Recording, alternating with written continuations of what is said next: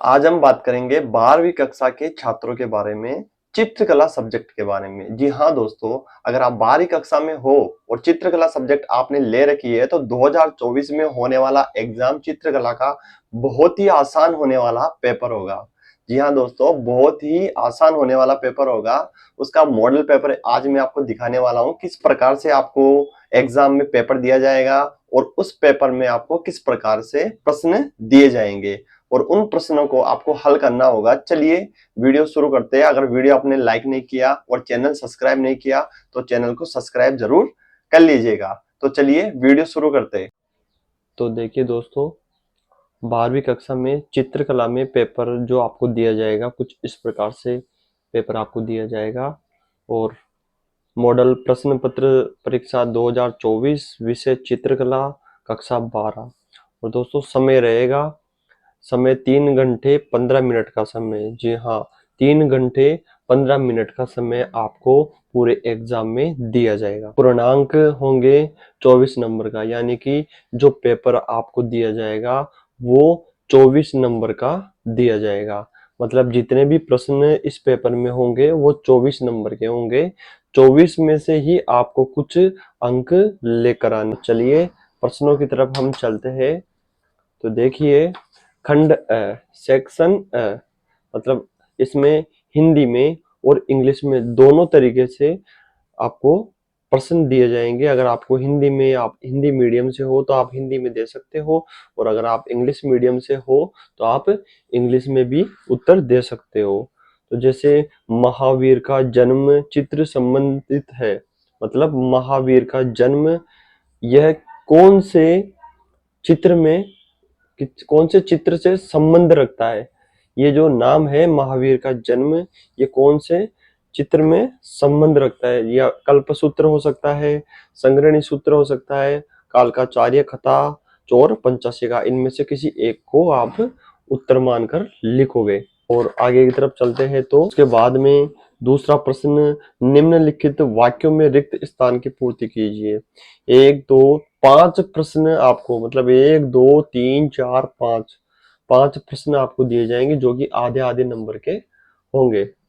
तीसरा प्रश्न कुछ इस तरीके, निम्नलिखित अति लघुरात्मक प्रश्नों के उत्तर एक पंक्ति में लिखिए। मतलब तीसरा प्रश्न ये बोल रहा है कि आप जो भी उत्तर दोगे वो केवल एक पंक्ति में होना चाहिए, एक लाइन में हो सकता है या एक से थोड़ा ज्यादा हो सकता है। जैसे वसली क्या है, एक लाइन में आपको इसका आंसर देना होगा।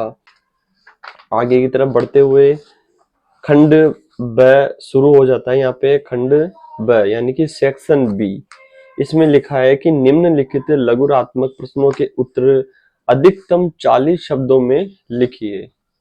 इसमें कह रहा है कि ज्यादा से ज्यादा या कम से कम आप 40 शब्दों में तो इसका आंसर होना बहुत ही ज्यादा जरूरी है। 40 शब्दों में तो आपको आंसर देना ही होगा। अगर यहाँ तक आप काम करते हो, 40 शब्दों तक आप काम करते हो इन प्रश्नों में, तो आपको पूरे में से पूरे अंक दिए जाएंगे, जो कि 3/4 नंबर का रहेगा। अब शुरू हो जाता है दोस्तों खंड स। इसमें दे रखा है कि निम्नलिखित दीर्घ उत्तरीय प्रश्नों के उत्तर लगभग 150 शब्दों में लिखिए। मतलब 150 शब्दों में आपको आंसर देना होगा। 150 से कम नहीं होने चाहिए, 140 हो सकते हैं या 160 के बीच में ही आपको इसको आंसर देना होगा। तब जाके आपको एक मतलब 1.5 नंबर आपको यहाँ से प्राप्त होगा। अगर आप 150 शब्दों से कम लिखते हो तो आपको 1 नंबर मिल सकता है। अगर आप 160 शब्दों तक भी लिखते हो तो आपको 1.5 नंबर यहाँ से मिल जाएगा। ये 2 प्रश्न ही इसमें दे रखे हैं और अथवा में भी आपको इसमें दे रखा है। अगर आपको ये नहीं आता है तो आप अथवा में भी आप इनका उत्तर दे सकते हैं। इसमें 2 प्रश्न दे रखे हैं और दोनों में ही अथवा का दे रखा है। तो चलिए आगे बढ़ते हैं। तो देखिए दोस्तों, लास्ट प्रश्न है खंड स में। इसमें बताया गया है कि निम्नलिखित निबंधात्मक प्रश्नों के उत्तर अधिकतम लगभग 250 शब्दों में लिखिए। मतलब 250 शब्दों में, लगभग लगभग 1 से 1.5 पेज या 2 पेज तक भी हो सकता है। ये प्रश्न 2 नंबर का है दोस्तों, और इसमें 2 प्रश्न दे रखे हैं, यानी कि 4 नंबर का प्रश्न आपको यहाँ पे मिल जाता है। अगर आप इनको सोल्व करते हो, सही आंसर देते हो, तो आपको 2 में से 2 पूरे नंबर दिए जाएंगे।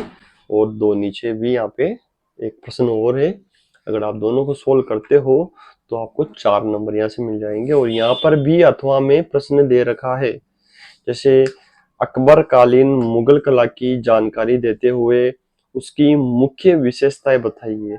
मतलब ये पूछ रहा है कि अकबर के काल में मुगल कला क्या थी, जानकारी आपको यहाँ पे देनी है।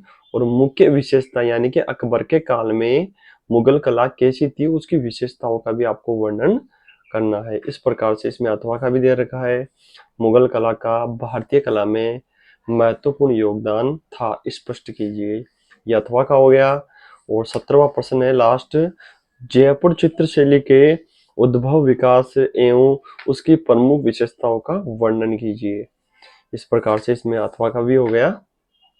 इस प्रकार से आपको 12वीं कक्षा चित्रकला में ये मॉडल पेपर मैंने आपको समझा दिया है। जय हिंद, वंदे मातरम। अगर आपको वीडियो पसंद आया तो लाइक करें, कमेंट करें।